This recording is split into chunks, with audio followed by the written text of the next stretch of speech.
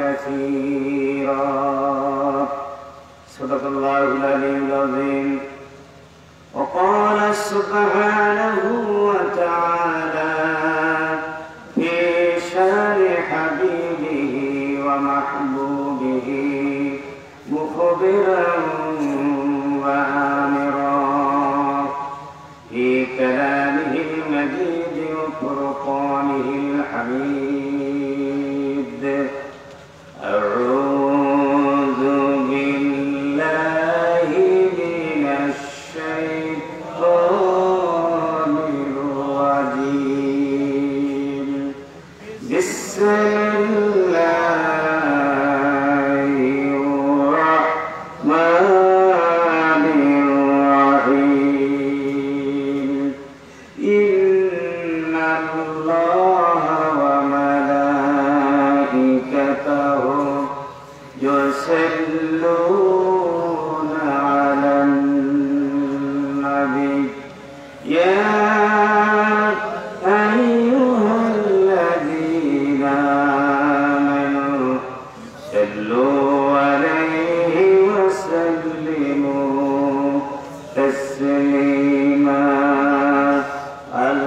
اللهم صل على سيدنا مولانا محمد وعلى آل سيدنا مولانا محمد.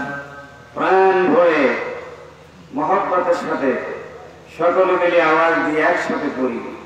আল্লাহুম্মা সাল্লি আলা সাইয়্যিদিনা মাওলানা মুহাম্মদ ওয়া আলা আলি সাইয়্যিদিনা মাওলানা মুহাম্মদ।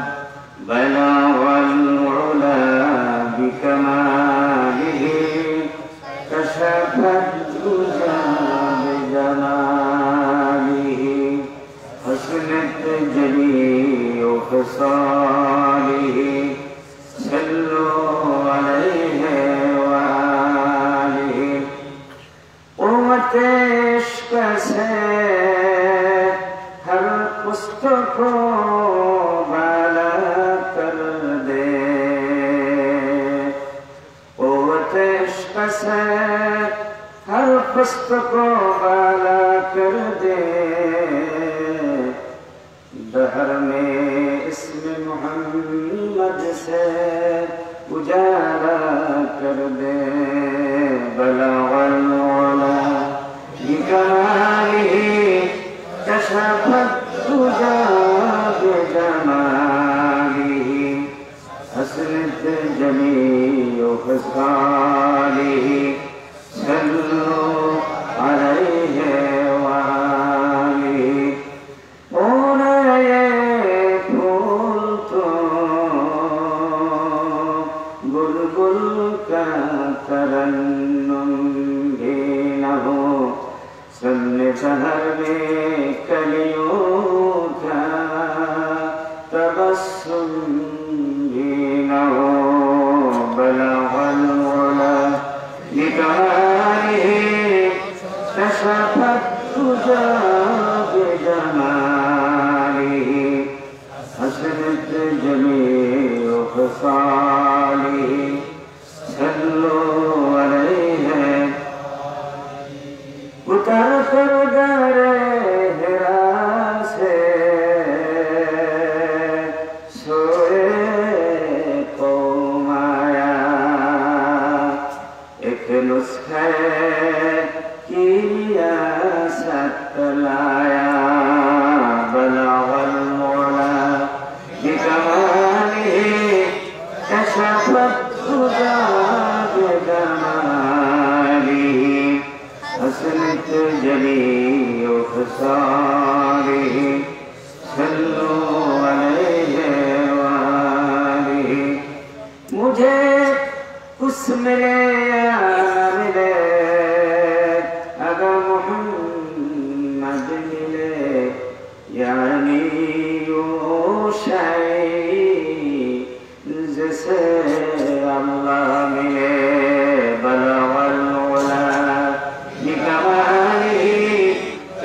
فالدجى بجماله حسنت جميع خصاله صلوا عليه وآله اللهم آمين. ربنا ظلمنا أنفسنا وإن لم تغفر لنا وترحمنا لنكونن من الخاسرين. ربنا لا تزغ قلوبنا بعد إذ هديتنا وهب لنا من لدنك رحمة إنك أنت الوهاب. رب العالمين সক্রিয়া উপজেলার অন্তর্গত পূর্ব বড় ভেওলা মায়াপাড়া হযরত ইমাম হাসান হুসাইন রাদিয়াল্লাহু তাআলা স্মৃতি সংসদের উদ্যোগে আয়োজিত 21তম বার্ষিক মিলাদ ও সিরাতুন নবী সাল্লাল্লাহু আলাইহি ওয়াসাল্লাম মাহফিলে গভীর রজনীতে তোমার হাবিবের উপরে মহব্বতে করে কয়েকবার দরুদ ও সালাম পেশ করে তোমার শাহী দরবারে বড় আশা করে হাত তুলেছে। মেহেরবানি করে আমাদের দরুদ ও সালাম টুকুন সোনার মদিনায় নবী পাকের রওজা মুবারক পৌঁছে দিও আল্লাহ।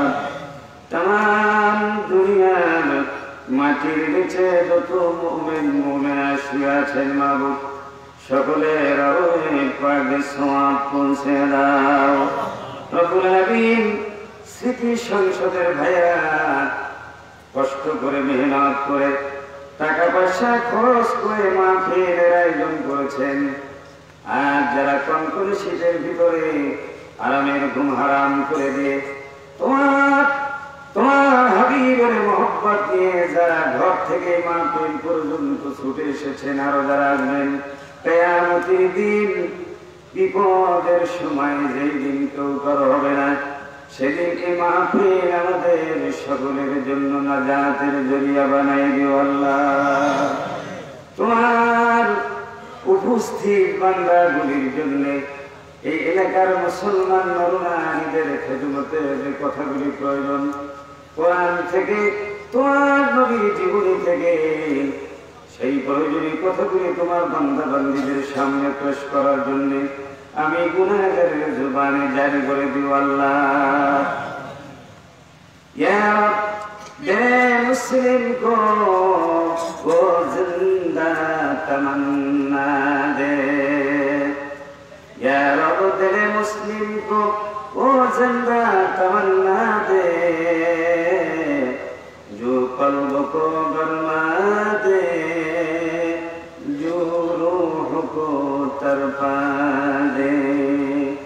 इस दौर की जुल्मत में हर कल्ब परेशान को वो दागे मोहब्बत दे जो चाँद को शर्मा दे। रब्बना तक़ब्बल मिन्ना इन्नका अंतस समीउल अलीम व तुब अलैना इन्नका अंतत तव्वाबुर रहीम। बजूद सुब्हान रब्बिका रब्बिल इज्जति अम्मा यसिफून व सलामुन अलल मुरसलीन वल्हम्दुलिल्लाहि रब्बिल आलमीन। ला इलाहा इल्लल्लाह जुल ला इलाहा इल्लल्लाह जुल ला इलाहा इल्लल्लाह ला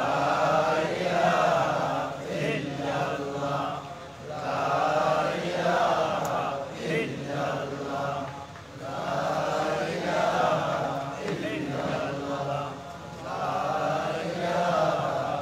इल्लल्लाह ला इलाहा इल्लल्लाह ला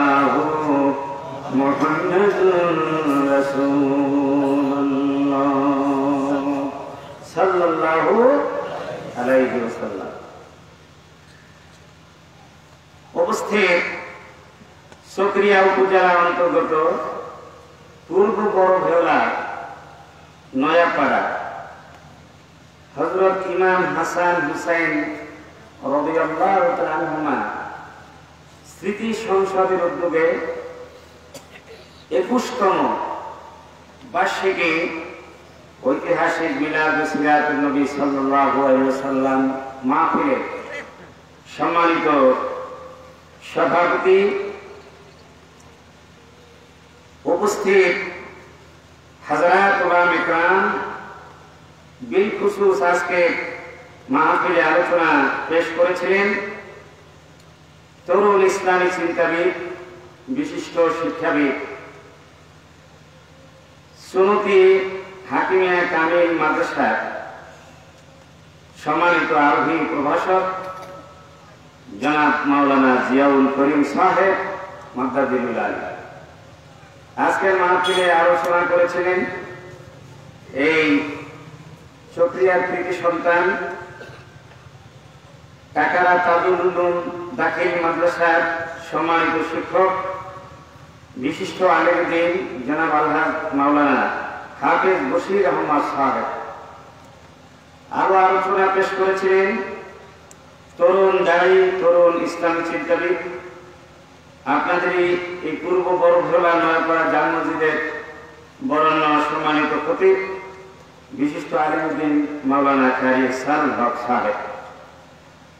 উপস্থিত এলাকার বয়োজ্যেষ্ঠ মুরব্বীবৃন্দ, জনপ্রতিনিধি, তরুণ এবং যুবক ভাইয়েরা, পার্শ্ববর্তী এলাকার পর্দার আড়ালের মা ও বোনেরা, আসসালামু আলাইকুম ওয়া রাহমাতুল্লাহি ওয়া বারাকাতুহু।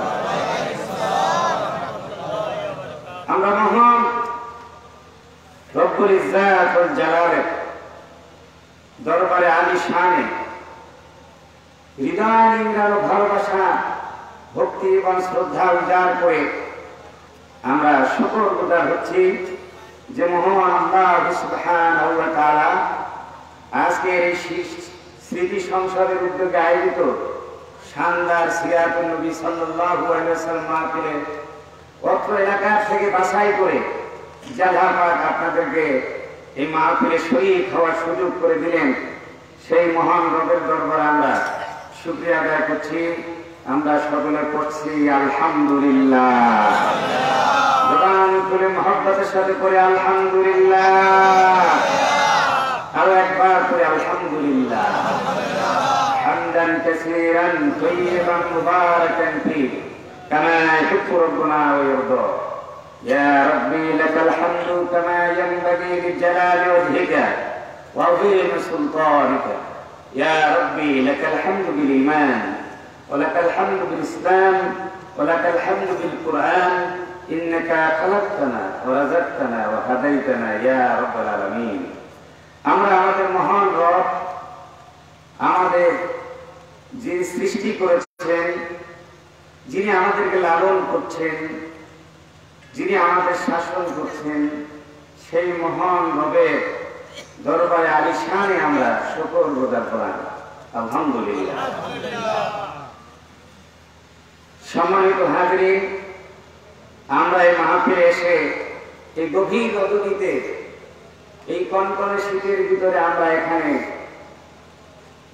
উপস্থিত থাকতে পেরে আমরা কি খুশি হলাম না বেজার হলাম? কারা কারা খুশি হয়েছি? সবাই খুশি হয়েছে আলহামদুলিল্লাহ। কারণ আকাশের নিচে জমিনের উপরে সব চাইতে আল্লাহর কাছে প্রিয় মাহফিল এবং আনন্দময় বরকতময় মাহফিল হচ্ছে কোরআনের মাহফিল, সিরাত মাহফিল যেখানে হয়, মুসলমানরা যেখানে একত্রিত হয়, এটি হচ্ছে আল্লাহর কাছে প্রিয় মাহফিল। আর মুসলমানরা সেই মাহফিলে অংশগ্রহণ করেই তারা আনন্দিত হয়। আমরা আজ আনন্দিত এবং আপ্লুত, বলেন আলহামদুলিল্লাহ। কোরআন বলছে খালিয়া প্রভু যে তাদের খুশি হওয়া উচিত, আনন্দিত হওয়া উচিত কোরআন পেয়ে। আমরা কোরআন পেয়ে, রসুল পেয়ে আমরা কি হয়েছি? আনন্দিত হয়েছে, আনন্দিত হয়েছে। সুতরাং আমরা সবাই খুশি। এতক্ষণ পর্যন্ত আমাদের আজকে আমন্ত্রিত সম্মানিত তিনজন বরেণ্য উলামা ইকরাম যে আলোচনাগুলি করেছেন, সে আলোচনাগুলি নিশ্চয়ই কোরআন হাদিসের আলোকে করেছেন। সেগুলি সবাই মনে রেখে যেন সকলে ফায়দামান হতে পারেন, আমল করতে পারি। আমরা সকলে বলি আল্লাহুম্মা আমিন। আমি আমি আপনাদের সামনে আজ আলোচনা করব বিশ্বনবী রাহমাতুল লিল আলামিন সাল্লাল্লাহু আলাইহি ওয়াসাল্লাম যার সিরাতুন নবী, যার সিরাতের আলোচনার জন্য আজকে মাহফিল আয়োজন করা হয়েছে, তার জীবন আদর্শ, তার সিরাত নিয়ে আমরা আলোচনা করার চেষ্টা করব ইনশাআল্লাহ। সবাই বলে আমরা ইনশাআল্লাহ। আমা তৌফিক ইল্লা বিল্লাহ আলাইহি তাওয়াক্কালতু ওয়া ইলাইহি উনীব। ভাইরা আমার, আল্লাহ রাব্বুল আলামিন মুসলিম মিল্লাতের উপরে দয়া পরবশ হয়ে তাদের কাছে আল্লাহ পাক তিনটি জিনিস আমানত রেখেছেন। যে তিনটি জিনিস এই পৃথিবীর কোন উম্মার কাছে, কোন জাতির কাছে নেই। আলহামদুলিল্লাহ বলবেন না? তিনটি জিনিস কি? এক নাম্বার হচ্ছে আল কোরআন। আল কোরআন শাশ্বত এক কিতাব, যেই কিতাবের ভিতরে কোনো ভুল নেই, নির্ভুল, যেটি বিশ্ব মুসলমানদের জীবন চলার জন্য সংবিধান। দালিকাল কিতাব, no doubt in this holy কিতাব। এই কিতাবের ভিতরে কোনো সন্দেহ নাই, সবসময় নাই, নেই কোনো ভুল। চিরন্তন শাশ্বত কিতাব আল কোরআন কোন জাতির কাছে আছে? নাই। দ্বিতীয় নিয়ামত হচ্ছে আল ইসলাম। আল্লাহ পাক বলছেন, আল ইয়াউমা আকমালতু লাকুম দীনাকুম ওয়া আতমামতু আলাইকুম নি'মাতি ওয়া রাদিতু লাকুমুল ইসলাম দীনা। আমি ইসলামকে, তোমাদের উপরে দ্বীনকে আমি পরিপূর্ণ করলাম এবং আল্লাহ পাকের নিয়ামতের পূর্ণতা দিলেন। এবং জীবন বিধান হিসাবে আল্লাহ ইসলামের উপরে রাজি হয়ে গেলেন। আলহামদুলিল্লাহ। ইসলাম এমন একটি জীবন বিধান, যেই জীবন বিধানের উপরে স্বয়ং কে সন্তুষ্ট? আরো জোরে বলি কে? তাই তো আল্লাহ রাব্বুল আলামিন বলে, ইন্নাদ-দীনা ইনদাল্লাহিল ইসলাম। নিশ্চয়ই শুধুমাত্র একমাত্র আল্লাহর নিকট মনোনীত জীবন বিধান হচ্ছে ইসলাম। বলি আমরা আল্লাহু আকবার। এই ইসলামের উপরে সন্তুষ্ট যিনি প্রকাশ করবেন, তিনি ঈমানের স্বাদ পাবেন, তিনি হচ্ছেন মুসলমান। নবী করিম সাল্লাল্লাহু আলাইহি ওয়াসাল্লাম বলেছেন, দাকা তামাল ঈমান মান রাদিয়া বিল্লাহি রাব্বা ওয়া বিল ইসলামি দীনা ওয়া বি মুহাম্মাদির রাসূলা। যে ব্যক্তি আল্লাহর উপরে রব, ইসলামের উপরে জীবন বিধান, মুহাম্মদ সাল্লাল্লাহু আলাইহি ওয়াসাল্লামকে নবী হিসেবে বিশ্বাস করলো, সেই ব্যক্তি ঈমানের স্বাদ পেল।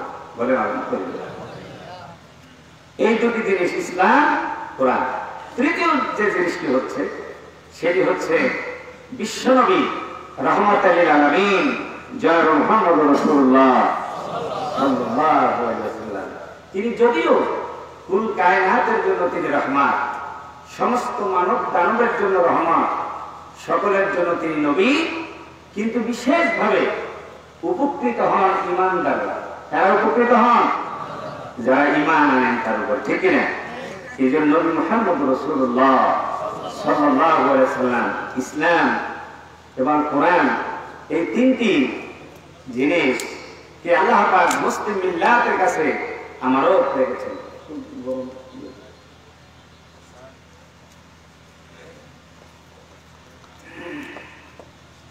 সম্মানিত হাজরিন, সেই আমানত, সেই নিয়ামত পেয়ে আমরা কি ধন্য, আমরা কি খুশি? না খুশি? কে কে খুশি? আমরা হাত করে দেখাই, সবাই খুশি। আজ তো কিছু মানুষ কোরআনের সমালোচনা করতে পারে, ইসলামের সমালোচনা করতে পারলে, ইনিয়ে বিনিয়ে মুহাম্মদ সাল্লাল্লাহু আলাইহি ওয়াসাল্লামের সমালোচনা করতে পারলেই তারা মুক্ত মনের মানুষ হয়ে যায়। জোরে বলেন ঠিক কিনা? তারা বাক স্বাধীনতার অধিকারী হয়ে যায়। জোরে বলেন নাউযুবিল্লাহ। কপাল পোড়া মানুষ যারা মুহাম্মদ সাল্লাল্লাহু আলাইহি ওয়াসাল্লামের অপমাননা এবং তার প্রতি ঘৃণা প্রকাশ করে, সে হচ্ছে কপাল পোড়া মানুষ। কোন জারজ সন্তান ছাড়া এটি করতে পারে না। আমরা আজকে সেই বিশ্বনবী জনাব মুহাম্মদ রাসূলুল্লাহ সাল্লাল্লাহু আলাইহি সাল্লামের জীবন আদর্শ জানার জন্য, শোনার জন্য, আমল করার জন্য এখানে এসেছি। বিশ্বনবী জনাব মুহাম্মদ রাসূলুল্লাহ সাল্লাল্লাহু আলাইহি সাল্লামের জীবন ছিল সম্পূর্ণভাবে ত্রুটি বিচ্যুতি এবং ভুল ভ্রান্ত মুক্ত। ভুল ভ্রান্ত হওয়া দূরের কথা, এগুলি তাকে কখনো স্পর্শ করতে পারেনি। তিনি এই পৃথিবীতে সকল শ্রেণী পেশার মানুষের জন্য তিনি হচ্ছেন অনুকরণের আদর্শ, তিনি হচ্ছেন মডেল। এই পৃথিবীতে দোস্ত দুশ্মন, সাহাবে কেরামদের যুগ থেকে দোস্ত দুশ্মন, মুসলমান অমুসলমান, শিক্ষিত অশিক্ষিত, যত পণ্ডিত আছে, মহাপণ্ডিত, সবাই তন্ন তন্ন করে রাসূল পাক সাল্লাল্লাহু আলাইহি ওয়াসাল্লামের জীবনকে খুঁজে দেখিয়েছে। তার জীবনে কোনো ভুল পাওয়া যায় না, আর তার প্রশংসা করে শেষ করা যায় না। এজন্য মহাসাগরের পানি পরিমাপ করার জন্য একটি চামচ মাত্র, জোরে বলে আল্লাহু আকবার। নিজেদের রুচি, অভিরুচি, চিন্তা চেতনার আলোকে সবাই রাসূল পাক সাল্লাল্লাহু আলাইহি সাল্লামকে পরিমাপ করে দেখার জন্য চেষ্টা করেছেন, কিন্তু সম্ভব হয়নি আমার ভাইয়া। সুতরাং নবী করিম সাল্লাল্লাহু আলাইহি সাল্লামের পুরো জীবনটাই হচ্ছে একটি দ্বিপ্রহরের সূর্যের মতো আলোকোজ্জ্বল প্রজ্বলিত এক সিরাজুল মুনীরা, জোরে বলে আল্লাহু আকবার। দ্বিপ্রহরের সময় সূর্যের আলো যেমন পরিপূর্ণতা লাভ করে পৃথিবীর এক কোণা থেকে অন্য কোণা পর্যন্ত, এক প্রান্ত থেকে অন্য প্রান্ত পর্যন্ত যেমন সূর্যের আলো ছড়িয়ে পড়ে, সবাই যেভাবে সূর্যের আলো থেকে উপকৃত হয়, তেমনি করে বিশ্ব নবী জনাব মুহাম্মদুর রাসূলুল্লাহ সাল্লাল্লাহু আলাইহি ওয়াসাল্লামে আলোকিত আলো দিয়ে গোটা পৃথিবী আলোকিত হয়েছিল। তিনি হচ্ছেন ইতিহাসের সর্বশ্রেষ্ঠ মহামানব। আপনারা জানেন যে এই পৃথিবীতে বহু ধরনের মহামানব আছে, দার্শনিক আছে, বৈজ্ঞানিক আছে, ইতিহাসবিদ আছে, কবি আছে, সাহিত্যিক আছে, সাধক আছে, অনেক ধরনের মানুষ আছে যাদের কিছু অবদানের মাধ্যমে পৃথিবী লোকেরা তারা কি হয়েছে, উপকৃত হয়েছে। কিন্তু সেই রকম 100 মহামনীষীর জীবনকে মন্থন করে একজন ইহুদি পণ্ডিত যার নাম মাইকেল সার 100 মহামানুষের জীবনকে মন্থন করে, জীবনকে খোঁজাখুঁজি করে তিনি একটি বই লিখেছেন। বইটির নাম হল দি 100 মহামনীষীর জীবন চরিত। তার ভিতরে সর্বপ্রথম তার নাম দিয়েছেন, এবার সেই বইয়ের ভিতরে 100 মহামনীষীর মধ্যে যাকে সর্বশ্রেষ্ঠ বলে আখ্যায়িত করেছেন তিনি আর কেউ নন, তিনি হচ্ছেন বিশ্বনবী জনাব মুহাম্মদ রাসূলুল্লাহ সাল্লাল্লাহু আলাইহি ওয়াসাল্লাম। তিনি মুসলমান ছিলেন না লেখক, তিনি ছিলেন ইহুদি পণ্ডিত। তিনি বলছেন এর কারণ হলো যে মুহাম্মদ সাল্লাল্লাহু আলাইহি ওয়াসাল্লাম জীবনে কোনো ব্যর্থতার লেশ নাই। একজন মহামানব যার জীবনে সকল দৃষ্টিকোণ থেকে সব দিকের বিবেচনায় তার জীবন হচ্ছে পরিপূর্ণ এবং নিখুঁত, জোরে বলে আল্লাহু আকবার। নবী করিম সাল্লাল্লাহু আলাইহি সাল্লামকে আল্লাহ রাব্বুল আলামিন তাকে 63 বছর হায়াত দিয়েছিলেন, ঠিক না? এই 63 বছর হায়াতের মধ্যে 23টি বছর হলো নবুয়তের হায়াত, আর বাকি 40 বছর হলো নবুয়তের পূর্ব জীবন, কথা ঠিক কিনা? 23 বছর হায়াত, 10 বছর হলো, 13 বছর হলো মদিনায় মক্কায়, আর 10 বছর কোথায়? মদিনায়। এই দুই জায়গায় 23 বছর অতিবাহিত করেছেন নবুয়তি জিন্দেগি। এই 23 বছরের ছোট্ট একটি জীবন আমাদের মনে হয় যে 23 কোটি মানুষের কর্মময় জীবনের সমষ্টি, জোরে বলে আল্লাহু আকবার, ঠিক কিনা? এই বিশাল জীবন আল্লাহ পাক তাকে দান করেছেন। আল্লাহ সুবহানাহু ওয়া তাআলা দয়া করে মেহেরবানি করে সেরকম একজন রাসূল আমাদেরকে আল্লাহ পাক দান করেছেন। ভাই আমার, আল্লাহ রাসূলের জীবনে দুই ধরনের চরিত্র ছিল, বিপরীত প্রখর চরিত্র আল্লাহ রাসূলের জীবনে সমন্বিত হয়েছে, একত্রিত হয়েছে। তিনি ছিলেন 40 বছর পর্যন্ত আরব সমাজের ভিতরে তিনি ছিলেন নিরক্ষর। তিনি কোনোদিন লেখেন নাই এবং কোনো বই পড়েন নাই, ঠিক কিনা? 40 বছর পর্যন্ত ছিলেন উম্মি, নিরক্ষর। কিন্তু সেই নিরক্ষর লোকটি 40 বছর পরে আল্লাহর দয়ায় তিনি হলেন এই গোটা বিশ্বের সর্বশ্রেষ্ঠ এবং সর্ববিষয়ের মহাজ্ঞানী। 40 বছর ছিলেন নিরক্ষর, আর এরপর হলেন কি মহাজ্ঞানী। জীবনে কোনোদিন একাডেমিক সনদ নেন নাই, কোন কলেজ ইউনিভার্সিটি মাদ্রাসাতে লেখাপড়া করেন নাই, কিন্তু আল্লাহ নবী ছিলেন গোটা বিশ্বের সকল শ্রেণী পেশার মানুষের জন্য ওস্তাদ এবং শিক্ষক। আল্লাহ রাসূল বলছেন, ইন্নামা বুইস্তু মুআল্লিমা, আমি প্রেরিত হয়েছি শিক্ষক হিসাবে। বলেন আল্লাহু আকবার। ভাইরা আমার, আল্লাহ রাসূল এক সময় ছিলেন তিনি একদম নিঃস্ব, গরীব, অসহায়, কথা ঠিক কিনা? আল্লাহ পাক সে কথা শুনে দিয়ে বলেন, আলাম ইয়াজিদকা ইয়াতীমান ফাআওয়া ওয়া ওয়াজাদাকা দাল্লান ফাহাদা ওয়া ওয়াজাদাকা আইলান ফাআগনা। আপনাকে কি আমি এতিম হিসেবে পাই নাই?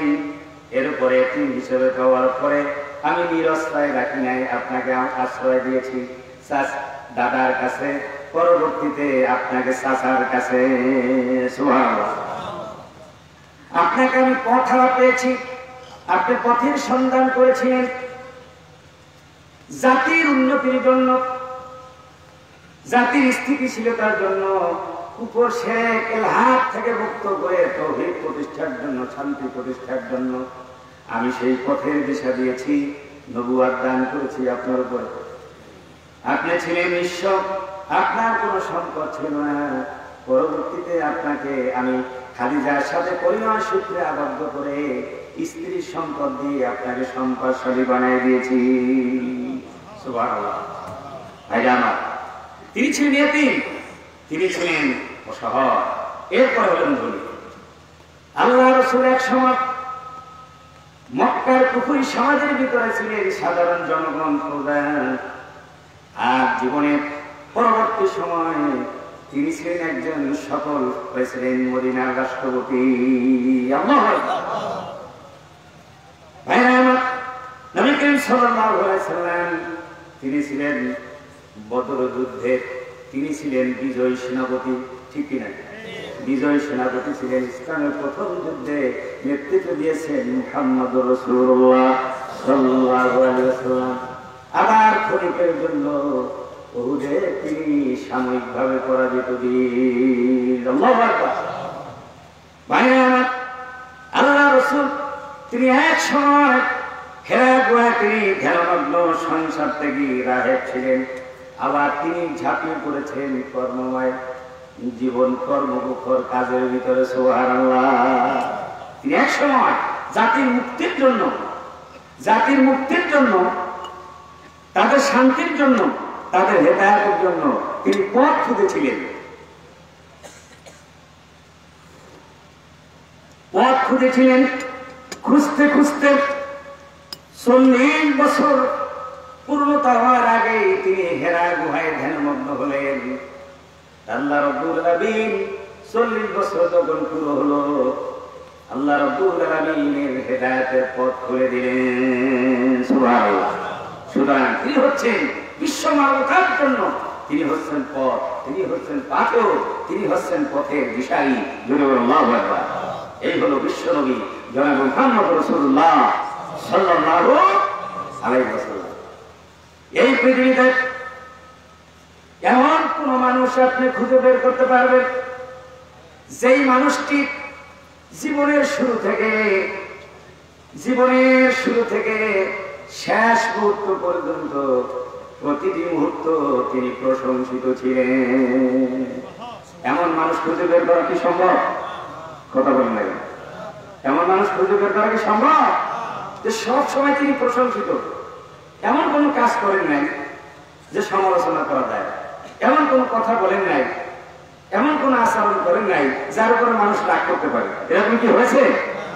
কোন না কোন সময় ভুল হয়েছে, অসফল কাজ করেছেন, মানুষ সমালোচনাও করেছে, প্রশংসাও করেছে, কথাটি কিনা করেছে।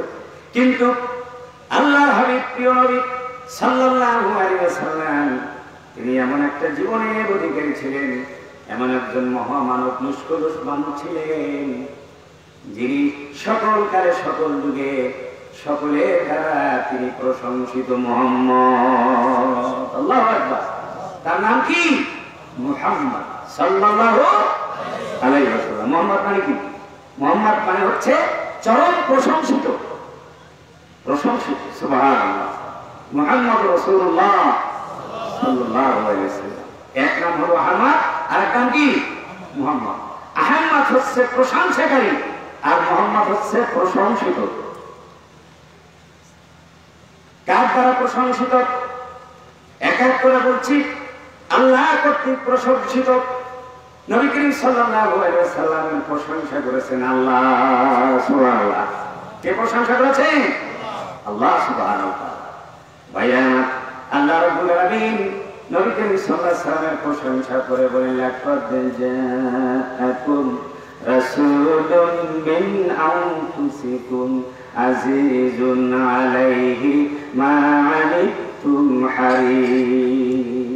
হারিসুন আলাইকুম বিল মুমিনিনা রাউফুর রহিম।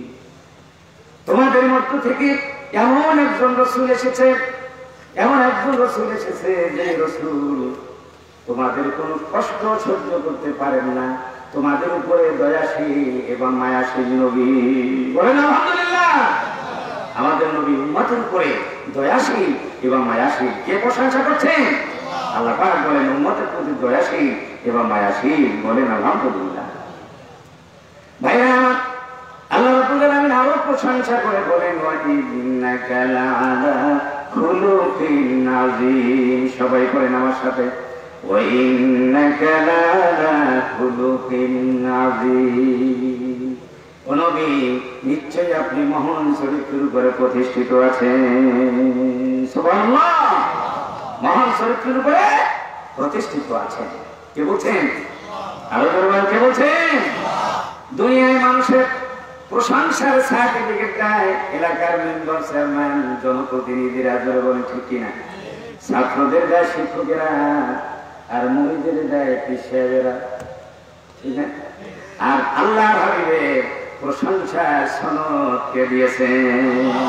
চিৎকার দিয়ে বলেন কে? আল্লাহ পাক। ওয়া ইন্নাকা লাআলা খুলুকিন আযীম। আপনি মহান চরিত্রের উপরে প্রতিষ্ঠিত আছেন।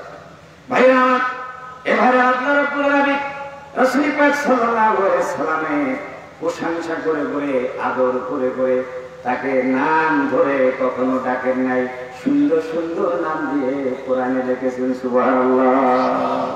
আল্লাহ পাক বলেন, তাহা মা আনজালনা আলাইকাল কুরআনা লিতাশকা। বন্ধু হে, আপনার উপরে কোরআনের জন্য অবতীর্ণ করিনি যাতে করে আপনি ভাগ্যহত হবেন। ইয়া আইয়ুহাল মুযাম্মিল কুমিল লাইলা ইল্লা কালিলা। হে বস্ত্রাবৃত ব্যক্তি, কম্বল গায়ে দিয়ে ঘুমিয়ে আছো, দাঁড়াও, রাত জাগরণ করো। ইয়া আইয়ুহাল মুদাসসির কুম ফানজির ওয়া রাব্বাকা ফাকাব্বির। চাদর গায়ে দিয়ে ঘুমিয়ে আছো ব্যক্তি, আদর করে ডাকলেন, তুমি তোমার জাতিকে সতর্ক করো, আল্লাহর বরত্ব বর্ণনা করো। আল্লাহু আকবার। ভাইরা আমার, আল্লাহ রাব্বুল আলামিন কোরআনুল কারীমে আয়াতের ভিতরে সত্রে সত্রে রাসূলের প্রশংসা করেছেন। রাসূলের প্রশংসা করেছেন 1 লক্ষ, মতান্তরে 2,24,000 পয়গম্বর। সুবহানাল্লাহ। এখনো দুনিয়াতে আসেন নাই, কিন্তু আল্লাহ কর্তৃক প্রেরিত লক্ষ লক্ষ নবীর মুখে নবীর প্রশংসা এবার নবীর চরিত্রের বর্ণনা শুরু হয়ে গেছে। সুবহানাল্লাহ। যত কিতাব অবতীর্ণ করেছেন, শহীদরা অবতীর্ণ করেছেন, সমস্ত কিতাব এবং শহীদের ভিতরে আল্লাহর নবীর প্রশংসা, আল্লাহ নবীর চরিত্রের বর্ণনা, আল্লাহ নবীর আগমনের সুসংবাদ। বলেন আল্লাহু আকবার। ভাইরা আমার, নবী করিম সাল্লাল্লাহু আলাইহি ওয়াসাল্লাম তিনি 40টি বছর পর্যন্ত কুফরি সমাজে ছিল এমন চরিত্র নিয়ে সকলের কাছে তিনি ছিলেন জনপ্রিয় ব্যক্তিত্ব। দোস্ত দুশ্মন আত্মীয় আত্ম সবাই এক নামে তাকে মুহাম্মদ আল আমিন বলে ডাকতো, কথা ঠিক কিনা? আল্লাহু আকবার। আল আমিন ডাকতো। কি ডাকতো? আল আমিন। কত তিনি জনপ্রিয় ছিল। ভাইরা আমার, নবী করিম সাল্লাল্লাহু আলাইহি ওয়াসাল্লাম যখন নবুয়ত প্রাপ্ত হলেন, নবুয়ত প্রাপ্তির পর বিরাট একটা অংশ আল্লাহ রাসূলের বিরোধিতা শুরু করলো। তারা নবীকে মুহাম্মদ সাল্লাল্লাহু আলাইহি ওয়াসাল্লামকে নবী হিসেবে মেনে নিতে তারা পারল না। তারা সমালোচনা করলো, বিভিন্ন সমালোচনা করার পরেও কিন্তু তারা সত্যকে গোপন করতে পারে নাই। সুবহানাল্লাহ। তার চরিত্রে কোনো কালিমার দাগ লাগাতে পারে নাই, মানতে পারে না। সেটা ভিন্ন কারণে আছে না, দলীয় কারণে না। হ্যাঁ, এক দলের লোকের আর এক দলের লোককে পছন্দ করে না, দলীয় কারণে। আসলে বলি লোকটা ভালো, কিন্তু দলের কারণে তারে সমর্থন করতে পারি না। জোরে বলেন ঠিক কিনা? আমার ভাই আছে কিনা? এরকম ঠিক তদ্রূপ মুহাম্মদ রাসূলুল্লাহ সাল্লাল্লাহু আলাইহি ওয়াসাল্লাম সকলের কাছে জনপ্রিয় এবং সৎ ব্যক্তি, বিশ্বস্ত ব্যক্তি হিসাবে তিনি সকলের কাছে পরিচিত ছিলেন এবং স্বীকৃত ছিলেন, যদিও তাকে নবী মনে নেয়। সুবহানাল্লাহ। এরকম রোম সম্রাটের দরবারে একবার কুরাইশ নেতা আবু সুফিয়ান, তার কাছে জিজ্ঞাসা করা হয়েছিল, জানতে চাওয়া হয়েছিল। রোম সম্রাট বলছেন, আবু সুফিয়ান রে, তোমাদের এলাকায় তোমাদের বংশের মধ্যে একজন লোক নবী দাবি করতেছে, শুনেছি তিনি তোমাদেরকে কি নসিহত করে, কি উপদেশ দেন? আবু সুফিয়ান সত্য কথা গোপন করতে পারে নাই। সুবহানাল্লাহ। তিনি বলছেন যে, তিনি বলেন, উবুদুল্লাহ ওয়ালা তুশরিকু বিহি শাইয়া, যে আমার কওমের লোকেরা তোমরা এক আল্লাহর দাসত্ব করো, আল্লাহর সাথে তোমরা শরীক স্থাপন করিও না। আর কি বলে, উতরুকু মা ইয়াকফি আবাউকুম, আর তোমাদের বংশের লোকেরা তোমাদের বাপ দাদারা যা বলে সেগুলিকে তোমরা তরক করো, সেটাই কি তোমরা ধর্ম হিসাবে গ্রহণ করিও না। ওয়ামুরু বিস-সালাহ, এবার নামাজ প্রতিষ্ঠার জন্য তিনি আদেশ করেন, ওয়াস-সিদকি, এবং সততা, সৎ কথা বলার জন্য, ওয়াল-আফাফ ওয়াস-সালাতি, এবং পূর্ণ পবিত্র থাকার জন্য এবং আত্মীয়তার সম্পর্ক সুরক্ষা করে চলার জন্য এইসব উপদেশ দিয়ে থাকেন। বলেন আলহামদুলিল্লাহ। এগুলি কি ভালো উপদেশ না খারাপ উপদেশ? এভাবেই করে সকলে তার প্রশংসা করতে লাগে। ভাইরা আমার, মুহাম্মদ ভাই সরল প্রশংসিত। আমাদের সমাজ একটা কথা আছে, পিছনে না মায়, পিছনে না গায়, আর পিছনে না ঘরের জননা। আপনাদের এলাকায় কিরকম বলে জানি না, মায়ের কাছে কোনো বড় পেশা পীর হতে পারে না। পারে?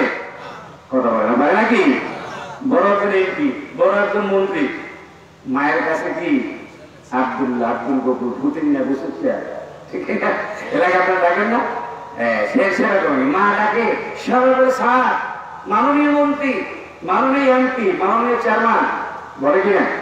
কিন্তু বাবা আর মা ডাকে কি নাম ধরে। সুবহানাল্লাহ। আর বউয়ের কাছে, নিজের স্ত্রীর কাছে কোন স্বামী মহান ব্যক্তিত্ব প্রকাশ পায় না। তিনি যেহেতু একে অপরের সহযোগী, একে অপরের জীবন সঙ্গী সঙ্গিনী, এই জন্য তার কাছে সেরকম সম্মানিত হওয়াটা খুব কঠিন ব্যাপার। কথা ঠিক কিনা? বাইরের মানুষ যেরকম তাকে সম্মান করে, সেই সম্মান স্ত্রী কি সহজে করে? মহান ব্যক্তিত্বের প্রভাব, চরিত্রের প্রভাব যদি এতটাই সুন্দর হয়, তাহলে সেই রকম সম্পর্ক। আর এলাকার মানুষেরা, পাড়া প্রতিবেশী এলাকায় যদি কোন বড় আলেম সাহেব হয়, বড় মুফাসসির কোরআন হয়, বড় বিশ্বাস হয়, লোকেরা তেমন তাকে মূল্যায়ন করে না। উনি তো আমাদের চাচা, উনি তো আমাদের ভাতিজা, ঠিক কিনা? কিন্তু আসলে তিনি একজন বড় কিছু হয়ে গেছেন, কিন্তু সেইটা তারা মেনে নিতে পারে না। কিন্তু বিশ্বনবী জনাব মুহাম্মদ রাসূলুল্লাহ সাল্লাল্লাহু আলাইহি ওয়াসাল্লামের ক্ষেত্রে এই ক্ষেত্রে ছিল কি ব্যতিক্রম।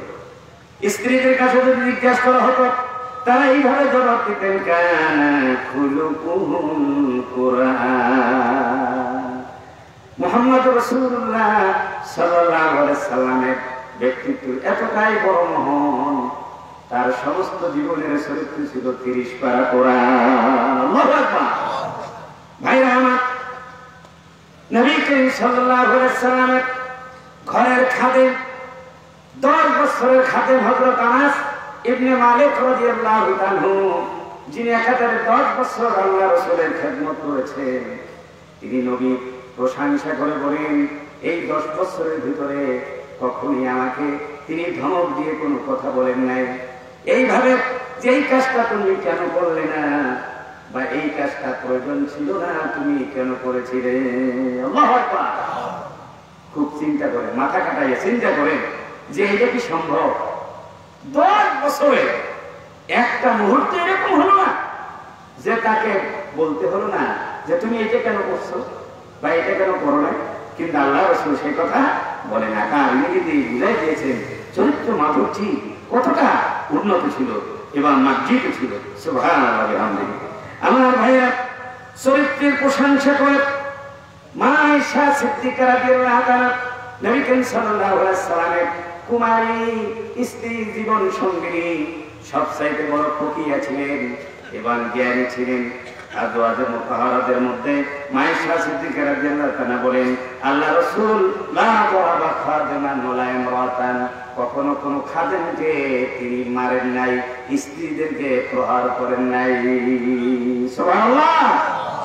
এখানে অনেক আশিক রাসূল আছেন যাদের স্ত্রী আছে, বুকে হাত দিয়ে বলতে পারবেন যে স্ত্রীদেরকে কোনোদিন মারি নাই? পারবেন? এমনি তো আশিক রাসূল, ঠিক না? আল্লাহ রাসূল কোন স্ত্রীকে মারে নাই এবং খাদেমকেও মারে। আমার ভাইয়া, মা খাদিজাতুল কুবরা রাদিয়াল্লাহু তাআলা রাসূলুল্লাহ সাল্লাল্লাহু আলাইহি ওয়াসাল্লামের প্রথম স্ত্রী, যিনি 25 বছরের সময় আল্লাহ রাসূল তাকে বিয়ে করেছিলেন। সুবহানাল্লাহ। রাসূলের বয়স 25 বছর আর তার স্ত্রীর বয়স কত? 40 বছর। স্ত্রীর বয়স কত? 15 বছরের কি ব্যবধান। একজন হলো টকবাজের যুবক আর আরেকজন হলো তরুণা নারী। আল্লাহু আকবার। ভাইরা আমার, 15 বছরের ব্যবধান, বয়সে বড় এমন স্ত্রী বিয়ে করেছেন, কিন্তু জীবনে তার সাথে কোনোদিন ঝগড়া হয় নাই, কথা কাটি হয় নাই। দাম্পত্য জীবন ছিল একটি বেহেশতের সুন্দর একটি পরিবেশে, শান্তির একটি পরিবেশে। স্বামী স্ত্রীর দাম্পত্য জীবনে এতটাই সুখ ছিল, পৃথিবীতে এমন কোন দাম্পত্য আর ছিল না। সুবহানাল্লাহ। ভাইরা, মা খাদিজাতুল কুবরা রাদিয়াল্লাহু তাআলা যেদিন আল্লাহ রাসূল নবুয়ত পেলেন, হিরা গুহা থেকে যখন তিনি আসলেন, কাঁপতে কাঁপতে আসলেন, ওহীর বোঝা নিয়ে যখন আল্লাহ রাসূল ঘরে ফিরে তিনি কাঁপতে কাঁপতে আসলেন, তখন তিনি তার শরীরে কম্পন সৃষ্টি হয়ে গেল, জ্বর উঠে গেল।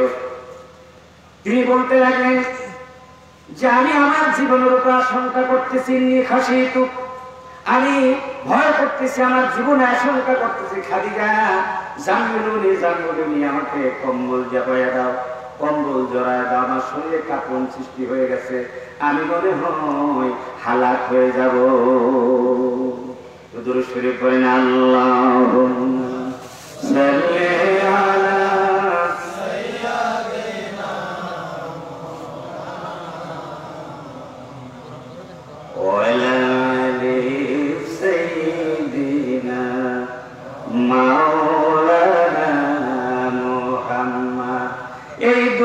পরে থাকবে,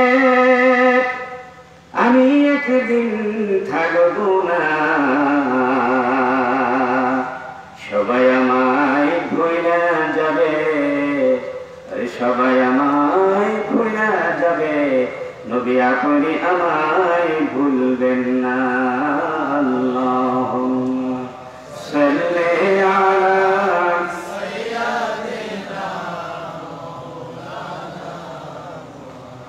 মাওলানা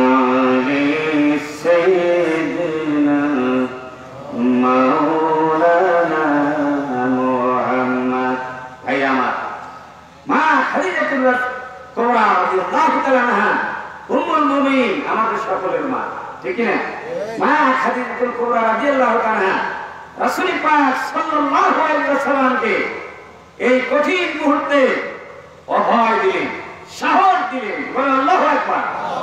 এই যে বয়স্কা পৌররা মহিলা নবী করিম সাল্লাল্লাহু আলাইহি ওয়াসাল্লামের জীবনে স্ত্রী হিসাবে কেন প্রয়োজন ছিল সেইটার প্রমাণ আজ হয়েছে। বলেন সুবহানাল্লাহ। আল্লাহ নবীকে তার জীবনের পিছনে জনগণের আমলগুলি, জনগণের খেদমতগুলি স্মরণ করায় দিলেন। আল্লাহ শপথ করে বলেন আল্লাহি মা ইউখজিকাল্লাহু আবাদা। আল্লাহর শপথ, স্বামী, মা ইউখজিকাল্লাহু আবাদা, আপনাকে কখনোই আল্লাহ লাঞ্ছিত করবেন না। বলেন আল্লাহু আকবার। আল্লাহু আকবার, আল্লাহু আকবার। আপনাকে কখনোই, আপনি কি ধ্বংস হবেন, কি মারা যাবেন, আপনাকে আল্লাহ পাক কখনোই লাঞ্ছিত করবেন না, অপদস্থ করবেন না। কেন? মা খাদিজাতুল কুবরা রাদিয়াল্লাহু তাআলা তার সুন্দর সুন্দর আমলের কথা স্মরণ করে দিলেন। ইন্নাকা লাতাসিলুল রাহিমা ওয়া তাসদুকুল হাদিদ। হে আমার প্রিয় স্বামী, আপনি না ওই মহান ব্যক্তিত্ব যিনি আত্মীয়তার সম্পর্ক রক্ষা করে চলেছেন। সুবহানাল্লাহ। আছে না সমাজ অনেক আত্মীয়তা ছিন্ন করে, আছে কিনা? যে আত্মীয়তা ছিন্ন করে সে কখনো জান্নাতে যাবে না। লা ইয়াদখুলুল জান্নাতা কাফিরুর রহিমে, যে আত্মীয়তার সম্পর্ক ছিন্ন করে সে কখনো জান্নাতে যাবে না। কেউ ছিন্ন করবেন? করবেন না। মানুষের ভুল ভ্রান্তি থাকতে পারে, কিন্তু সে ভুল ভ্রান্তি নিজেদের ভিতরে আলোচনা করে নিতে হবে, সমঝোতা করে নিতে হবে, কিন্তু আত্মীয়তার সম্পর্ক ছিন্ন করা যাবে না। নামাজ দোয়া করলেন, অনেক কিছু করলেন, কিন্তু আত্মীয়তার সম্পর্ক ছিন্ন করলেন, তাহলে জান্নাতে যেতে পারবেন না। বলেন নাউযুবিল্লাহ, নাউযুবিল্লাহ। মা খাদিজাতুল কুবরা বলেন ইয়া রাসূলুল্লাহ ওয়া তাসদুকুল হাদিস, আপনি তো সব সময় সত্য কথা বলতেন, জীবনে কোনোদিন মিথ্যা আপনাকে স্পর্শ করে নাই। বলে আল্লাহু আকবার। ওয়া কানা রাসূলু সাদিকান আমিনা, নবীজি ছিলেন সত্যবাদী এবং বিশ্বস্ত। সুবহানাল্লাহ। রাসূলকে মহব্বত করতে চান? কারা কারা চান? সবাই চাই না? মাশাআল্লাহ। আল্লাহ রাসূল একবার হাদিস শরীফে এসেছে, ওযু করতেছেন, ওযু ফরমাচ্ছেন, ওযুর পানি গড়িয়ে, যে পানি গড়িয়ে যায় সেই পানিগুলি সাহাবায়ে কেরাম শরীরে মাখাচ্ছিলেন। হুজুর বলেন মা ইয়াহমিলুকুম আলা হাযা, ওয়া সাহাবারা, কোন জিনিসে তোমাদের উদ্বুদ্ধ করলো নবী ওযুর অবশিষ্ট পানি দিয়ে তোমরা শরীরে মাখাচ্ছ কেন? সাহাবায়ে কেরাম বলেন হুব্বুল্লাহ ওয়া হুব্বু রাসূলিহি, হে আল্লাহ নবী, আল্লাহ এবং আল্লাহ রাসূলের মহব্বতে আমরা আল্লাহকে ভালোবাসি, রাসূলকে ভালোবাসি, সেই জন্য রাসূলের ওযুর অবশিষ্ট পানিগুলি শরীরে মাখা। আল্লাহু আকবার। রাসূলুল্লাহ সাল্লাল্লাহু আলাইহি ওয়াসাল্লামের ঘামও পবিত্র এবং মিশকাম্বরের চাইতে আরো সুবাসিত। সুবহানাল্লাহ। আল্লাহ নবী বলেন রাসূলের ওযু করা পানি মুজাসসাম শরীর থেকে এটা স্পর্শ করে বেরিয়ে গেছে, এটাকে বরকত মনে করে তোমরা মাখাচ্ছ। হুজুর বলে এটাই আসল মহব্বত নয়। যদি তোমরা রাসূলকে মহব্বত করতে চাও, আল্লাহকে মহব্বত করতে চাও, অথবা আল্লাহ আল্লাহ রাসূলের ভালোবাসা যদি তোমরা পেতে চাও, আলিয়াসদুক ইদা হাদাসা, অবশ্যই সত্য কথা বলবে যখন তোমরা একে অপরের কথা বলবে। সুবহানাল্লাহ। কি কথা বলতে হবে? আমরা সত্য কথা বলবো তো ইনশাআল্লাহ। সত্য কথা বললে আল্লাহ আল্লাহ রাসূল আমাদের ভালোবাসবে, এবং আল্লাহ রাসূলের ভালোবাসা আমরা কি পরিবারকে আমানতের যোগ্য তুমি না। আর যখন তোমার কাছে কোনো আমানত রাখা হবে, সেই আমানতকে যথাযথভাবে আদায় করে দিতে হবে। আমানতের খেয়ানত করা, আমানতের সুরক্ষা করা পাক্কা ইমানদারের নিদর্শন, আর আমানতের খেয়ানত করা এটা হলো মুনাফিকের আলামত। কথা ঠিক না? মুনাফিকের আলামত কয়টা? কথা বলো শুধু কয়টা? তিনটা। আল্লাহু আকবার। বলো কয়টা? তিনটা। তিনটা। একটা হলো কথা কথা মিথ্যা কথা বলা, দ্বিতীয় ওয়াদা খেলাপ করা আর আমানতের খেয়ানত করা, কথা ঠিক কিনা? অন্য হাদিসের ভিতরে বলছে আর কি আছে, সেটি হলো কারোর সাথে কথা কাটাকাটি হলে ঝগড়া করে, গালাগালি করে, কি করে গালাগালি করে। আছে কিনা? আপনাদের এলাকায় নাই? আছে নাকি? না, আপনাদের এলাকায় নাই, অনেক জায়গায় আছে। কথা বললেই মানে মায়ের বুড়িয়ে চোদ্দ গোষ্ঠী গালাগালি করে। আছে কিনা? আল্লাহ পাক হেফাজত করি, সকল আল্লাহুম্মা আমিন। আল্লাহ নবী জীবনে কখনো গালাগালি করেন না। সেই নবীর আশেক হইয়া গালাগালি করলে নবী সুপারিশ করবে? গ্রহণ করবে? করবে না। মা খাদিজা বলেন, হে আল্লাহর রাসূল, আপনি তো সত্য কথা বলতেন, সুতরাং আপনাকে কেন সত্যবাদীকে আল্লাহ পাক কখনো ধ্বংস করে না। অতাহমিলুল কাল্লা অতাকসিবুল মাদুম, এবং যারা গরিব আছে, অসহায় আছে, যারা কর্মক্ষম, টাকা পয়সা নাই কিন্তু কাজ করতে পারে, তাদেরকে আপনি সাহায্য সহযোগিতা করেন, সাপোর্ট করেন। সুবহানাল্লাহ, তাদেরকে আপনি সাপোর্টিং দেন। ও তাকরিম দয়ফা, এবং আপনি অতিথি পড়ান, অতিথি সেবা করেন। আল্লাহু আকবার। আজকে আমরা অতিথি হয়েছি এই এলাকার বিশিষ্ট ব্যক্তি আমাদের প্রিয় ভাই জনাব খিদির সাহেবের বাসায়। আলেম ওলামাকে খুব ভালোভাবে আতিথ্যতা করেছেন। বলেন আলহামদুলিল্লাহ। আলহামদুলিল্লাহ। আতিথ্য পরায়ণ হওয়া এটা নবীর সুন্নাত, নবীর কি আদর্শ। আমার ভাইরা,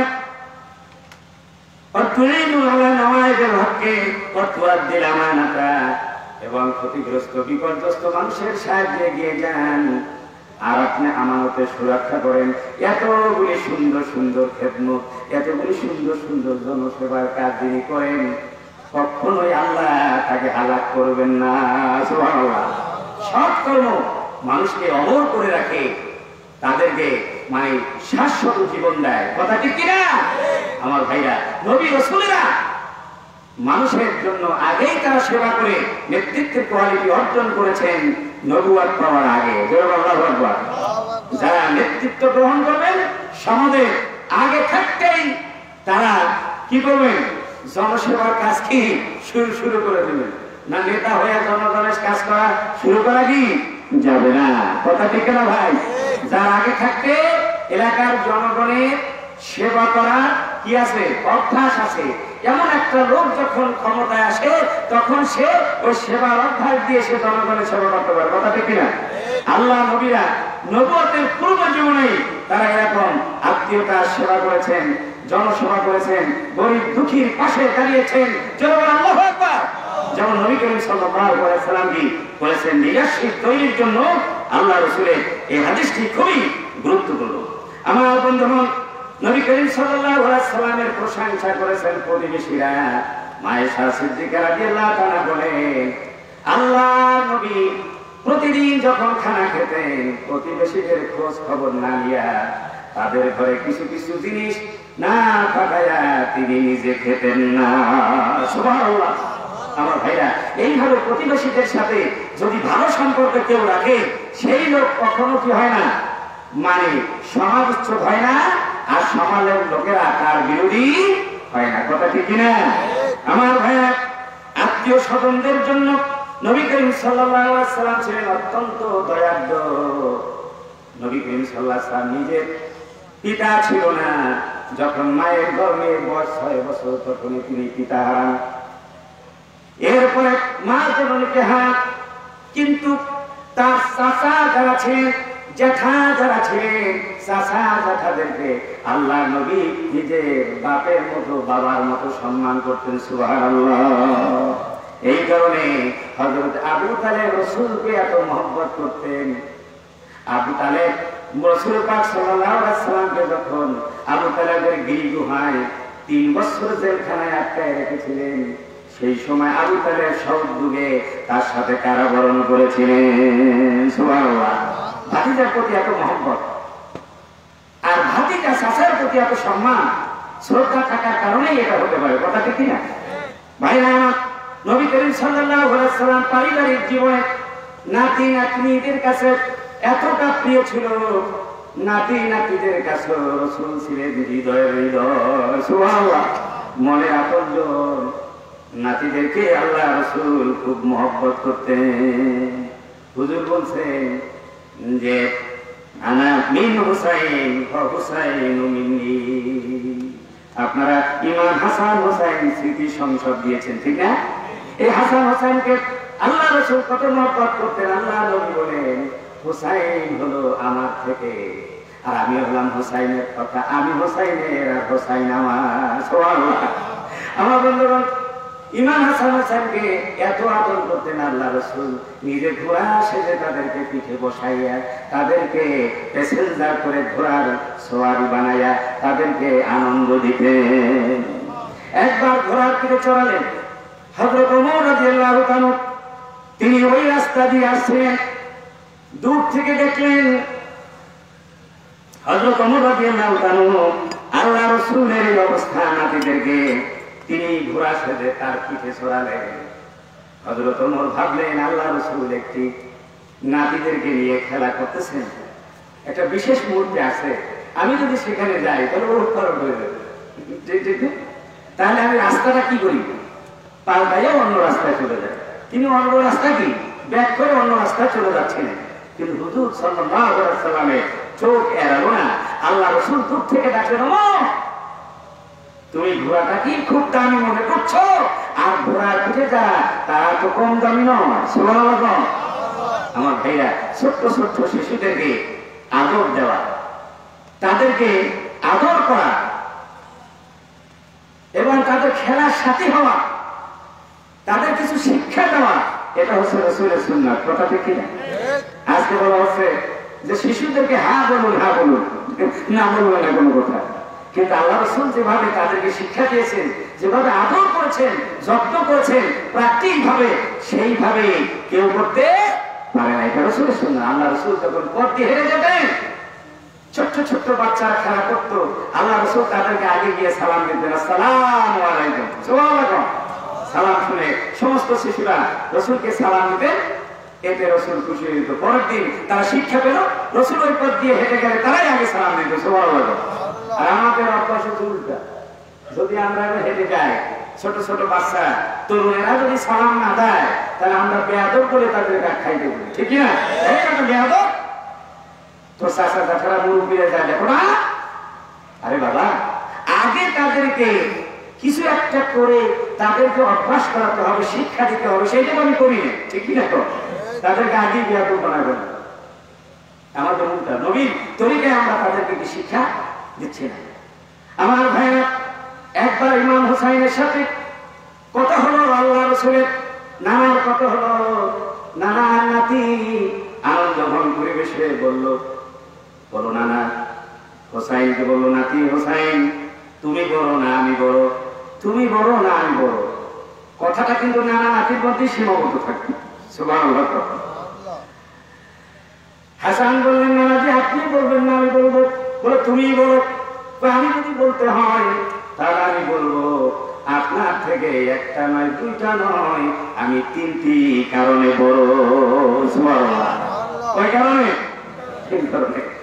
আমার যে একজন পিতা আছে, শেরে খোদা আলী আসাদুল্লাহ গালিব, যিনি হচ্ছেন আল্লাহর বাপ, সিংহ পুরুষ, ইসলামের বিরুদ্ধে যা অস্ত্র ধরেছে, এই শত্রুদের বিরুদ্ধে লড়াই ময়দানে গিয়ে কখনো তিনি পরাজয় বরণ করেন নাই, প্রত্যেকটা যুদ্ধে তিনি বিজয় লাভ করেছেন। এই জন্য আল্লাহ রাসূল তাকে আল্লাহর বাগ বলে ঘোষণা করেছেন। সুবহানাল্লাহ। এমন একজন মহাবীর, আলীর মতো পিতা তো আপনার ছিল না। সুবহানাল্লাহ। নবী মুস্কি হাসতেছেন। নবী বলেন, আর একটা দলিল কি?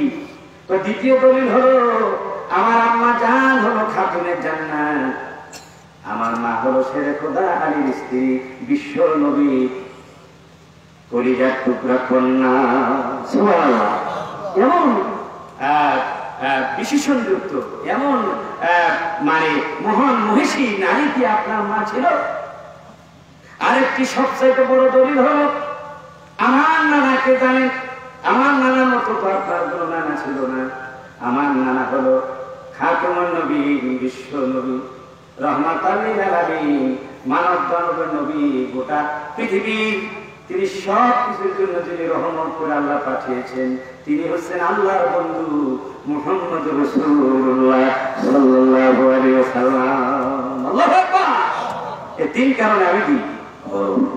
ভাইরা আমার, নাতিরা রাসূলের প্রশংসা করেছেন, রাসূল নাতিদের প্রশংসা করেছেন। নবী হলেন মুহাম্মদুর রাসূলুল্লাহ সাল্লাল্লাহু আলাইহি ওয়াসাল্লাম। আমার বন্ধুগণ, সাহাবায়ে কেরাম রাসূলকে প্রশংসা করেছেন। মুহাম্মদ এত বড় প্রশংসিত, সাহাবায়ে কেরাম কত ভালোবাসতেন রাসূলকে, কত প্রশংসা করেছেন। ভালোবাসা কি এমনি হয়? প্রশংসা যার করে তাকেই ভালোবাসে, আর যাকে ভালোবাসে তার প্রশংসা করে, কথা ঠিক কিনা? নবীর কেউ বদনাম করে সাহাবায়ে কেরামদের সামনে দিয়ে এভাবে নিরাপদে হেঁটে যেতে পারতো না, অবশ্যই প্রতিবাদের ছুরি চালিয়ে দিতেন, প্রতিবাদ করতেন। আমার ভাইরা, সাহাবায়ে কেরাম সবচেয়ে আল্লাহ রাসূলকে বেশি ভালোবাসেন, এবার রাসূলের আনুগত্য করছেন, রাসূলের কথা মানছেন, রাসূলের আদেশ পালন করেছেন, বাস্তবায়ন করেছেন। তাই তো তাদেরকে সাহাবী বানিয়েছেন। সুবহানাল্লাহ। অনেক সময় মনে মনে চিন্তা হয়, ১,৫০০ বছর পরে আমাদেরকে আল্লাহ রাব্বুল আলামিন এই দুনিয়ায় পাঠালেন, চকরিয়া সিরিঙ্গা এই বড় বেওলা এলাকায়, ঠিক না? আমাদেরকে কেন সাহাবী বানাইলেন না? নবী করিম সাল্লাল্লাহু আলাইহি ওয়াসাল্লাম সাহাবায়ে কেরাম যেভাবে ত্যাগ এবং কুরবানি করেছেন আল্লাহ রাসূলের জন্য, সেই রকম কি আমরা করি? ও ভাই, আমরা সেরকম করি? করি না। আল্লাহ রাসূলের সাথী হয়ে দিন প্রতিষ্ঠার জন্য, আল্লাহ নবীর অনুসরণের জন্য যেই ধরনের লোক, যেই ধরনের তবিয়ত প্রয়োজন ছিল, সেরকম তবিয়ত দিয়ে সাহাবায়ে কেরামদের তৈরি করেছেন। সুবহানাল্লাহ। সাহাবায়ে কেরাম এতটাই মহব্বত করতেন, হযরত আলী রাদিয়াল্লাহু তাআলাকে জিজ্ঞাসা করা হয়েছিল, আলী রে, তোমরা কিভাবে আল্লাহ রাসূলকে মহব্বত করতে? আলী বললেন, আল্লাহ রাসূলের মহব্বতের কথা যদি বলতে হয় তাহলে আমি বলবো, একজন পিপাসিত তৃষ্ণার্ত বেদুইনের কাছে এক গ্লাস ঠান্ডা পানি যতটা প্রিয়, তার চাইতে প্রিয় হলো আমার নবী মুহাম্মদুর রাসূলুল্লাহ সাল্লাল্লাহু আলাইহি ওয়াসাল্লাম। নবী করিম সাল্লাল্লাহু আলাইহি ওয়াসাল্লামের আদেশ তার থেকে বেশি প্রিয়। সুবহানাল্লাহ। হযরত বিলাল রাদিয়াল্লাহু তাআলা রাসূলকে কতটা ভালোবাসতেন। আল্লাহ রাসূল ইন্তেকালের পর একবার মদিনায় চলে গেলেন। হাসান হুসাইনের অনুরোধে হযরত বিলাল নবী করিম সাল্লাল্লাহু আলাইহি ওয়াসাল্লাম ইন্তেকালের পরে সেখান থেকে চলে গেলেন দামেস্কে। যেই নবীকে এত মহব্বত করেছি, আযান দেওয়ার পর হুজরা থেকে বেরিয়ে মসজিদে নববীর ভিতরে তিনি সালাতের জামাত কায়েম করেছেন। নবী যখন নাই, আমি এই মদিনায় থাকবো না। সুবহানাল্লাহ। একবার নবী করিম সাল্লাল্লাহু আলাইহি ওয়াসাল্লামের রওজা জিয়ারত করতে আসলেন। হাসান হুসাইন রাদিয়াল্লাহু তাআলা অনুরোধ করলেন, বিলাল গো, নবী করিম সাল্লাল্লাহু আলাইহি ওয়াসাল্লাম এই দুনিয়ায় থাকতে তুমি মসজিদে নববীতে আযান দিতে, তোমার আযান এই দুনিয়া ৭ আসমান ভেদ করে আরশ পর্যন্ত পৌঁছে যেত। একবার মুয়াজ্জিনের পরিবর্তন হলো, আযান দিল, আকাশ থেকে খবর আসলো মসজিদে নববী থেকে আজকে আযান হয় নাই। আসলে তো আযান হয়েছে, কিন্তু বিলালের হৃদয় দিয়ে সে আযান দেওয়া হয় নাই। সুবহানাল্লাহ।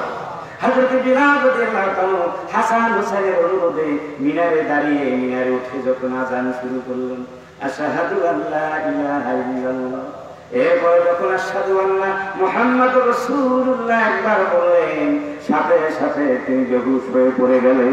আল্লাহু আকবার। আল্লাহ নবীর মহব্বত ছিল বিলালের হৃদয়ে ফুটে। এই বিলালের যখন বিলাল রাদিয়াল্লাহু তাআলা যখন মৃত্যু ঘনিয়ে আসলো, কিছুক্ষণ পর তিনি দুনিয়ার থেকে বিদায় হয়ে যাবেন। তার পরিবার পরিজন তার কাছে, স্ত্রী আফসোস করে করে ডাক দিলেন, ও জানা, আফসোস পেরেশানি, স্বামী চলে যাবে, বিধবা হয়ে যাবে, বাচ্চারা এতিম হয়ে যাবে। এই জন্য তিনি চিন্তা করে গেলেন। তিনি বলেন, ও জানা, এর প্রতিবাদ করে মৃত্যুর দিকে এগিয়ে যাচ্ছেন। বেলাল বললেন, ও তারা, কত খুশি, কত খুশি, কত আনন্দ। আগামীকাল আমি রফিকুল আলা, আমার বন্ধু মুহাম্মদুর রাসূলুল্লাহর সাথে আমি সাক্ষাৎ করব। আল্লাহ রাসূলের সাথে কি হয়ে যাবে? সাক্ষাৎ হয়ে যাবে। আমার জীবনের থেকে মৃত্যুটাই অনেক কি ভালো। সুবহানাল্লাহ, সুবহানাল্লাহ। আমার বন্ধুগণ, হযরত আবু বকর নবীর প্রধান সাহাবী, উম্মতে মুসলিমার প্রধান খলিফা আবু বকর রাসূলুল্লাহ সাল্লাল্লাহু আলাইহি ওয়াসাল্লামের প্রশংসা করেছেন জীবনে, তাকে এতটা ভালোবেসেছেন। হযরত আবু বকর বলেন, আমার কাছে এই জাগতিক সম্পদের মধ্যে 3টা জিনিস সবচেয়ে প্রিয়। সুবহানাল্লাহ।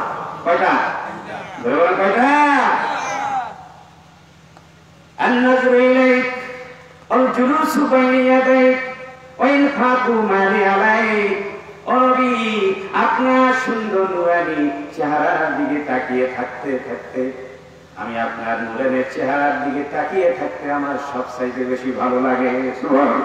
সুবহানাল্লাহ। আমার ভাইরা, একজন সাহাবী রাসূলের দরবারে এসে সাহাবায়ে কেরামদের সামনে আল্লাহ রাসূল ওয়াজ করতেছেন, আর একজন শুধু রাসূলের দিকে তাকিয়ে ফেলফাল করে কাঁদছেন আর কাঁদছেন আর কাঁদছেন। হুজুর বলেন যে তুমি কাঁদো না, তুমি কেন কাঁদো? হুজুর কাঁদি এই জন্য, আপনাকে আমি ভালোবাসি সেই জন্য কাঁদি। তো ভালোবাসি তো খুশির কথা, তুমি কাঁদো না। আমি কাঁদি এই জন্য, আমি যখন আপনার মধ্যে এসে থাকি তখন তো আপনাকে দেখতে পাই, আর আমি যখন বাড়ি ঘরে যাই তখন আপনাকে দেখতে পাই না। হঠাৎ করে যখন আমার মনে পড়ে যায় আপনার কথা সুন্দর, ওই চেহারাটা যখন আমার চোখের সামনে ভাসমান হয়ে যায়, আর আমি পরিবার পরিজনের কাছে বাড়িতে থাকতে পারি না। সুবহানাল্লাহ।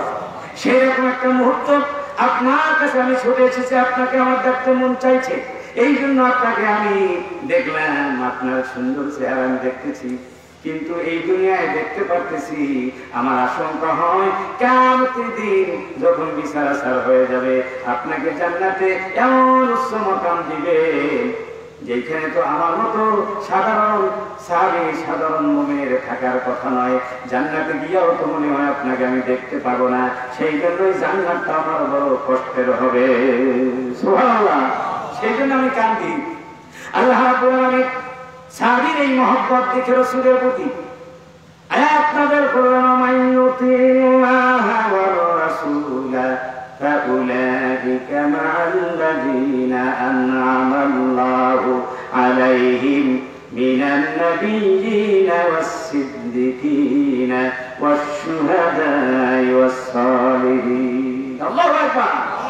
আল্লাহ পাক নবী আপনি ওই সাহাবীকে শোনায় দেন যারা আল্লাহর আনুগত্য করে, রাসূলের আনুগত্য করে, যারা রাসূলের অনুসরণ করে, তারা ওই নবীর সাথে থাকবে, সিদ্দিকীনদের সাথে থাকবে, শুহাদায়ে কেরামদের থাকবে, যারা টাকা রক্ত ফেলে দিয়ে আল্লাহর দ্বীন প্রতিষ্ঠার জন্য যারা শহীদ হয়ে গিয়েছেন। সুবহানাল্লাহ।